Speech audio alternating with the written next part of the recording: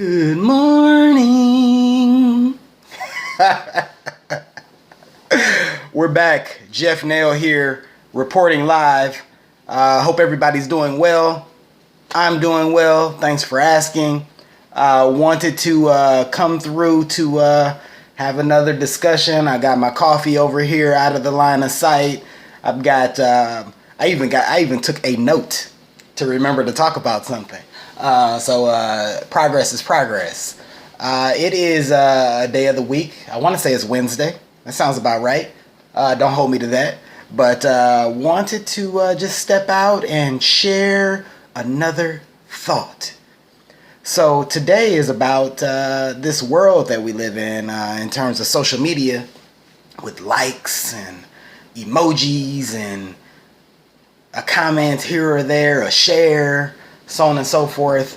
It's funny with these videos, I've had like thousands, literally like one person reach out and but anyway, I've had people reach out and they've asked me, or they've shared with me that they found value in the videos, which is awesome. Appreciate that. And then they've also kind of shown the light with how we can, and myself included, how we can be stingy with our likes and comments. And, like I always bring this up. This is like a central theme for me because I hear so many people talk about how social media is, has bad undertones, bad connotations, it's toxic, so on and so forth. And, oftentimes people, like I navigate in a few groups now. And I see so often that folks are complaining about certain posts and comments that get all the attention when positive messages or informative messages don't get any attention. And I think that it speaks to the way our brains work and the way the media kind of takes advantage of our brains in that same fashion, in terms of when we see something like, so it's no different from going into a restaurant. And this will resonate with everybody getting all excited about going back out. But you go into a restaurant and typically you get great service or average service or anticipated service, and you eat, you enjoy, you pay the bill, you tip, you leave, and you tell your friends about it over dinner. You go to the same restaurant, you get service that doesn't meet your expectation, it's bad, and you complain, like maybe you complain to the staff. Maybe they don't listen to you, and you go back home and you complain. You get on all these sites to give reviews, and you give this scathing review to encourage everyone not to go. But if we shifted that mentality into having at least the same volume when things go well, to encourage everybody to go, to encourage everybody to enjoy it, to encourage everybody to patronize it, then I believe we've helped to change or shift the issue. So the same with social media. Like when you see something amazing or uplifting, not even amazing, you see something uplifting, you see something, oh, that's nice. Something that's like, just above mundane, but it's still like in the scope of positivity or informative, or, something to bring people together or bring people up. You gotta support that. And, when I say support it, I mean like in any way possible, whether it be likes, comments, shares. I think the most powerful truly is a comment, of a thoughtful comment. So often we get caught up in these, I'll call them cosign words.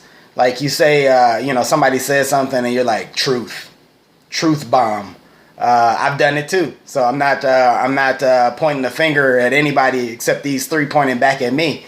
But the we get caught up in these words, and like, I think the best thing that we can do is have a thoughtful response that particularly engages that person's audience, or even your audience to engage more.